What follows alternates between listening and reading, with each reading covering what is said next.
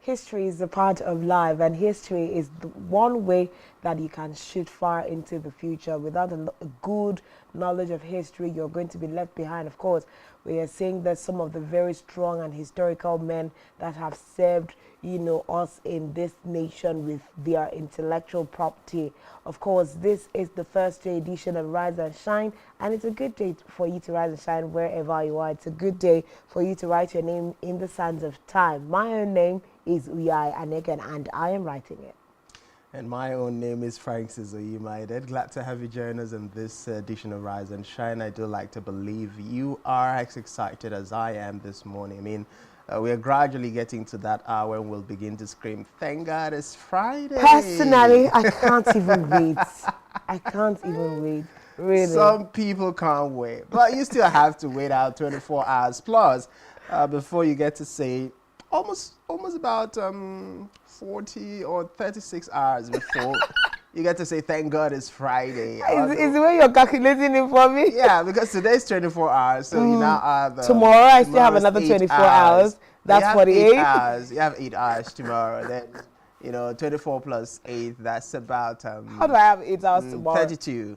Yeah, that's about 32. And then you can now sing, thank God it's Friday. It's not a small thing. But of course, the Thursday edition of, Rise and Shine, we do hope that you're following us across all social media platforms. And speaking of history and, writing your name in the sands of time, we have John Obot here in Akwa Ibom State, who is doing the most, writing his name in the sands of time. I think one of the ways that people immortalize themselves and the things that they do is breaking some of these Guinness World Records. Once a person breaks that record, it's more like they just immortalized themselves, wrote their names in the sands of time. I mean, Hilda Basi will not be forgotten in a very, very long time for doing that feat, especially like in Nigeria. And even the way it was done, before now, did we know that there were other people that were breaking the record of, the longest cooking individual until Hilda Basi came and we had to dig up all the other history. So that's it. But today it's not about Hilda, it's about John Obot, an illustrious son of Akwa Ibom State who began at the beginning of this week. That was a Monday to, start reading 42 books within 148 hours. And of course, he started on Monday, but I think he should have been in his final day right now. But then there was, what would I call it? Would I call this an accident? I've been asking questions and trying to understand what exactly happened. But then again, John Obot had to restart the entire program again from the scratch. After doing, I think, almost 48 hours, he now had to start, reading afresh. Now, he is going to be, to break the Guinness World Record of an individual who's read aloud for the longest. Now, that is what he's doing, and he has outlined about 42 books that he's reading. Of course, after the, the hitch that happened, he had to start afresh. My big question was, having read for, I think, 48 hours plus, why didn't he just take even a day break, like take a day off, sleep, take lots of vitamins and start again? Because I know the impact of that kind of activity on the vocal cords. But the response I got was that, GWR rules are really, really strict, and there is no way he would have gotten that much amount of, rest time. Thankfully, they even permitted him to restart again. Well, unfortunately, we could say it's unfortunate, rather very unfortunate that John Obot had to kickstart all over again as a result of a setback, which happens precisely on the 12th. Just take a cue, read out from the official statement from the Read Mania. It says that to all participants, supporters, and spectators, writing to provide an important update regarding our Guinness World Record official attempt for the longest marathon reading aloud. We take immense pride in our commitment to upholding the guidelines set by Guinness World Records, which prioritizes accuracy, fairness, and credibility in record-setting endeavors. Regrettably, we experienced some equipment and power failure leading to technical issues which are essential for recording and verifying this monumental event in the interest of maintaining the highest level of integrity and ensuring that every participant's efforts is accurately documented. We have made the difficult decision to start all over again. All over again. That is literally from the scratch of starting from one book, counting down from 00 seconds to the minutes to the hours and still counting. But of course, as yesterday, we saw that John had already passed 17 hours again and had still been counting different dignitaries from all around the state thronging in to show their support and solidarity and to encourage him to continue staying strong. But of course, it's a great feat and it's something that is expected. But one thing I really would want to salute is the resilience of John Obot, is commitment to not backing out. Like you rightly stated, one would have expected that whether or not Guinness World Record actually gives the nod again for him to start afresh, he could have taken, a few days off to rest, refresh, and then, start the whole process again. But getting to see him not want to leave the arena, just getting right on to, doing the job, just shows how determined, how committed he is to actually setting this standard. And it's a great source of inspiration. It's a great source of inspiration. It shows that he's not one to back out from any challenge. He's not one to give up when, situation arises. He's not one to give up on his aspirations and dreams. And that is what we need very significantly in this present generation, when people are not patient, people are not willing to wait, people are not willing to go through the process that is required for their desired dreams and aspiration to come to being. So I salute John Obot. I salute his courage. I salute his charisma. Of course, the expectations are very much high. The social media is still awash with congratulatory messages, people rooting for support. I came across a post yesterday that was a little bit hilarious of a certain sergeant comedian, Adet, who showed up and has been spending days. I mean, he went there, he spent 2 nights in a row at the venue as a way of supporting John Obot. And so somebody, just jokingly made a comment about it, like, this guy is more than just supporting John Obot. I think he has accommodation problem, and the comment section was hilarious. But then it just goes to show how much young people are beginning to learn how to support each other. And this is the kind of spirit that we truly need, not just in Akwa Ibom State, but across the landscape of Nigeria. We need to get to that point where, rather than look at how to pull the next person down, we strive as best as we can to support, encourage, and also inspire them to succeed. There's a lot that, John Obot is doing for us as Nigerians and as Akwa Ibomites at this time. His resilience is one thing that must not even be, undermined. Having done all of the first rap, by now, I mean, he would have been thanking God. You know how when Hilda did hers, once she clocked her 96 hours that she had wanted to do, she had fresh energy to go on for 100. At this time it would have been, John Obot experiencing that exhilarating pump of emotion, but then he's having to start again. So we see a man who is resilient, having had to start over, but yet he's still remaining energetic and in that very spirit that he started out at the very beginning. And I think one of the biggest things that John Obot is promoting at this time is, to promote a reading culture, especially because we see really, the reading culture is really, really declining, especially in the face of how much time we spend on social media. Because I think all of that energy that we spend on social media has swapped for most of us the time that we spend in reading. And now, just talking about it, I'm getting to think, podcasting, listening to podcasts, will it be the same thing as reading? And I know the impact will not be the same, but we are having a lot of substitutes nowadays. I really need to ask people that are big on reading. That there are people who have a reading culture and have made a trade out of communicating about systems of reading. I'm sure we are going to have that conversation with someone very soon. I need to ask. In short, I'll ask today: is podcast a nice is podcast a substitute for reading? But we see John Obot in this attempt to break this particular world record, taking our minds back to the good text, 2 chapters.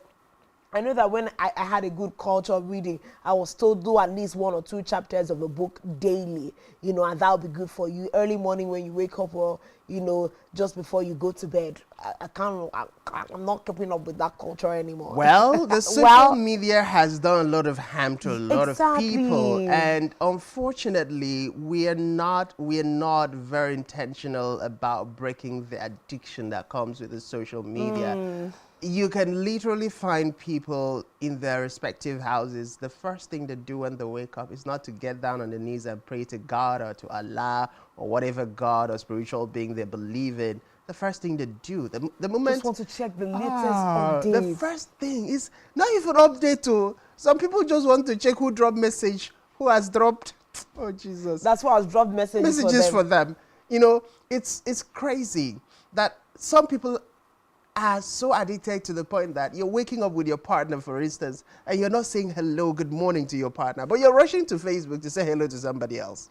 I think the biggest culture, something that will help us to break that, is if you do not sleep with your phone on your bed. Let your phone not be at arm's length by the time you're going to bed or when you're waking up. Keep it on a reading table afar. Even people who keep it outside, even people who leave their phone charged, plugged on the socket, when they wake up, even if it was in the parlor, it's at the parlor. It's a terrible culture. They run first and foremost to read. It's a terrible culture, especially now when, some of us have to sleep with those phones close by because of alarms. Remember when we had that conversation of keep your alarm ringing in the bathroom so that when it rings and disturbs you, by the time you get up to get all the way to the bathroom and put it up, you would have actually woken up. So, but it's a problem because sometimes when you wake up, you're in the beat to look at your phone to see what the time is. You have passed from looking at the time and you have entered. So it's a conscious, even for me every day, it's a very conscious effort not to wake up and find myself on any social app. I wake up and just tell yourself that is not the right thing to do at this time. But of course, John Obot is, dragging back all our attention to the good old culture. Let's read the book. He's going to be finishing 42 books in 148 hours. And that is like a mega one at this time. All the knowledge of the things he has read is going to stay with him. All of the people that are participating in this events are going to get to know about these 42 books, hear him read about some of, the secrets that are enshrined in this book. And this is just us celebrating John Obot as our personality of the week. He's doing an amazing work, deserves all the support that illustrious sons and daughters of Akwa Ibom State and the state government are giving to him. And please, if you have not yet, visited the venue of this event and you are here in Akwa Ibom, please find time to stop over there. If you can, join on the internet, just check for John Obot and Read Mania Uyo Akwa Ibom. You are definitely going to find a handle for you to be able to join, and let's support a brother. Of course, let's support a brother. But moving away from that, let's go to our very first flash story this morning. I recall just yesterday we saw the NLC alleging that the National Assembly members got 100 million naira palliative. Of course, the reps members have dismissed the allegation of the 100 million palliative from for lawmakers from the executive arm of government. We see the House of Representatives dismiss a statement credited to the National Assistant General Secretary of the Nigeria Labour Congress, Christopher Onyeka, that each member collected 100 million naira as palliative. According to Rev. Akin Rotimi, Chairman House Committee on Media and Public Affairs, who said this in a statement. Of course, Rotimi said the claim was baseless and devoid of any factual accuracy, adding that transparency and truth in public discourse were necessary for functioning democracy. He expressed doubt, however, if Onyeka was conveying the official position of the NLC on the claim, adding that it was nonetheless important to correct such misinformation.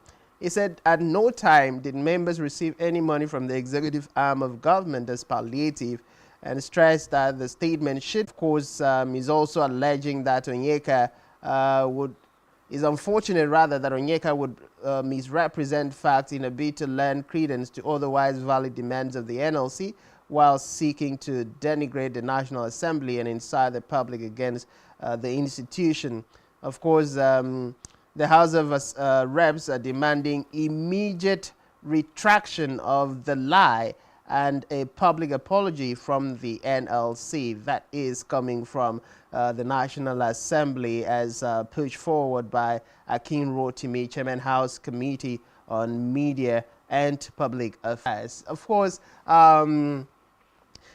this was expected when the information first surfaced from the leadership of the NLC as a yesterday. But while we expected these, Nigerians would ask, if you're a millionaire each, what is the need for you to come out to debunk the statement?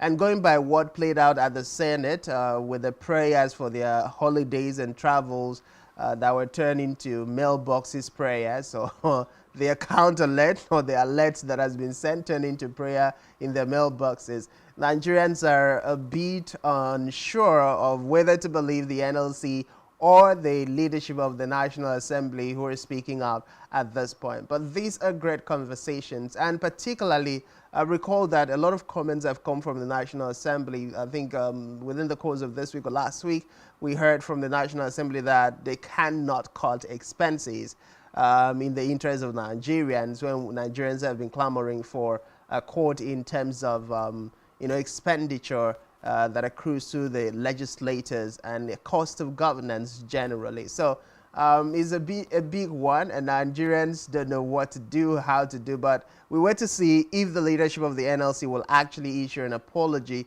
and, of course, retract the statement. Of course, a very, what would I call it, would I call it expanded truth? Well, when you stretch truth, it becomes falsehood. But is there a possibility that there's some truth to this? But then let's look at Onyeka also. If you have not been able to verify that this happened, you already know that our lawmakers and most Nigerian leaders are not on a very right footing in the eyes of the public. So it's also important that we do not push propaganda in the midst of trying to communicate Nigerians' grievances. Let's not blow things overboard. Let the conversations be on the path of the right narrative. Let's be truthful about the numbers and the indices that we are putting out there, so that we do not, let's not twist, the narrative and the conversations to feed any kind of selfish interest. There is really no need. When, we say, for instance, that National Assembly members and lawmakers received 100 million naira each. Do the math. 100 million naira each multiplied by the number of lawmakers that we have in this country. Where would they hide their faces? First of all, I know someone can literally just say to me, you're asking where they will hide their faces. Where have they been hiding their faces before? But we know that one body language that President Bola Ahmed Tinubu has brought forward is the attempt not to be wasteful with how they intend to do things in this government. So 100 million across all lawmakers, it's not even visible at this time that we're living in. It doesn't sound I don't know, it doesn't sound mentally visible, like something that someone would actually sit and accent to. When you give one person 100 million naira and you want to give households 8,000 naira, where is the sense? There's going to be at least 1-2 people amongst those lawmakers that say, no, this is not right, we can't even take it. As opposed to giving my salary 2 billion naira to state governments to share across the different local governments that they have. So this is a problem. And we are also looking at, slander and misrepresentation of lawmakers. This could be a really serious case. So we'll be looking out. Will the NLC come out and retract this statement and apologize? Or will further explanations be given? Do you have evidence that actually lawmakers have received 100 million naira? If you have it, bring it forth and then make strong your point. I think that's the basic thing about this issue. Well, we wait to see how this is going to unfold. The leadership of the NLC, Nigerians are waiting. And trust me, you said probably there's a possibility Nigerians believe someone at the National Assembly might be able to turn a blind eye or say reject such amount of money from the executive. Well, Nigerians would beg to differ, going by the body language of people at the National Assembly at this point in time. But moving away from that to the next story, we see that the National Assembly has been stated to be, or should we say the Chairman, Senate Committee on Women Affairs, Ireti Kingibe, has raised concerns over the ongoing election petitions cases at the National Assembly Election Petition Tribunal, which she said were distracting lawmakers from effectively performing their duties. Now, according to her, for the past 8 weeks, the National Assembly has been inaugurated 90% of the CPT. She also pledged to work with the Ministry of Federal Capital Territory, Nyesom Wike, for development of nation's capital. Of course, we see that over 400 cases are to be decided upon by different state selection petition tribunals set up to handle these post-election cases. Of course, the National Assembly, the senators, all of these guys are enshrouded or embroiled in one, legal battle or the other. We've seen in Abia State, battles along going. We've seen in Kano State. We've seen in other states. It's like literally every day there is a court unseating or upturning election result, returning the so-called stolen mandate to the person the court believes by the evidence presented before it actually did win the election. So at this point, we don't know whether to say it is actually a thing taken in the right direction or it's another thing that is associated with democracy and when people feel aggrieved.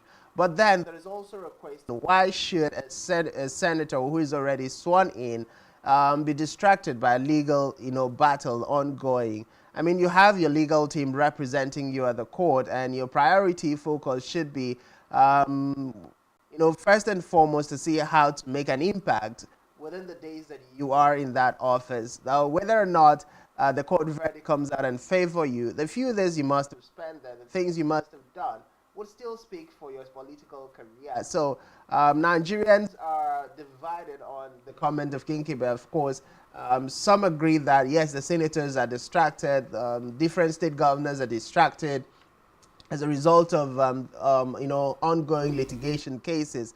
But should that be enough reason for senators to not do what they're supposed to do at this point? That is the point Nigerians cannot agree with. It's a really big conversation that we must have, and I don't think that we can absolutely rule out what Kinkibe has said concerning senators at this time. 90% of senators distracted by court cases. These are her assertions at this time. Let's expect that she has tried to intermeddle and try to get some things running on the ground, and maybe every now and then she has experienced, we can't handle that particular issue now, we need a few weeks on to be able to sort those things out. I'm sure that she came about this particular session with regards to certain experiences that might be happening within, the coffers of these lawmakers. Now, when we have elections in Nigeria that are grossly overtaken by the judiciary, more like you go to the polls, but at the end of the day, everyone must wait for the judiciary to actually really say, oh, this is the person that won the election, or this is the person that, didn't win the election. Now, that is a problem. How come our elections cannot end, after the polls, once, the winners are announced? So we see all of the transparency issues, the hitches in the system of, getting our elections done. These are the problems. I think most Nigerians also will also agree with Kinkibe. There's a lot of distraction. I mean, you made a point, although, that in the months that you've already spent in that saddle of leadership, depending on the things you were able to do, it will add to your curriculum vitae, with regards to your political career, because we've seen, like, in Plateau State now, about 4 PDP elected persons into different offices have been sacked by the courts, and they have already done how many months in those responsibilities. So these are some of the things that we are looking at. And then again, when you say we don't really think some of the senators are going to be distracted, some of them know that they did not win the elections on a clean slate. So there is no how you're going to expect that some of those people are going to lie down on their backs and sleep smoothly, knowing that, oh, I won the election. Even the person that won well is still trying to prove that his mandate was stolen. So I don't really think that, we have a system in Nigeria that assures us of who won the elections or who didn't win. Now, if 90% of our senators are allegedly distracted by court cases, what is the timeline that the judiciary has put in place to make sure that all election petitions are treated and sorted, so that all hands can now be on deck to get governance running? So we really need to answer that question. The judiciary has to give a timeline, and if a timeline has been established, which is about 138 days within, after the period of, the announcement has been made, litigations must be handled. But then again, there's also the caveat of tribunals will finish. The parties involved in the litigation will say we are not satisfied. We are moving all the way to the next, rank of the judiciary. So these are issues. But then again, it will now be if you are, someone who has been petitioned as a result of the elections, please find a way to stabilize both your court activities and your court appearances with serving, because right now you are the person in that seat. Let's make sure that Nigerians are being served. Well, the issue is not, you ask a question, first and foremost, do we have to go to the law court every other day? Of course, the answer is no. So if you're not showing up at the court every other day, that means you have time to do the service that you advocate for. Whether or not the court will upturn, the decision is not the focus right now. The focus is that you are in the position of leadership and you're entrusted with the will of the people. And so it is your responsibility to serve the Nigerian people. We see that the likes of Singer Banky W as call it a miracle that the Election Petition Tribunal has ordered a rerun in a Tiosa federal constituency in Lagos State, where of course he was one of the contestants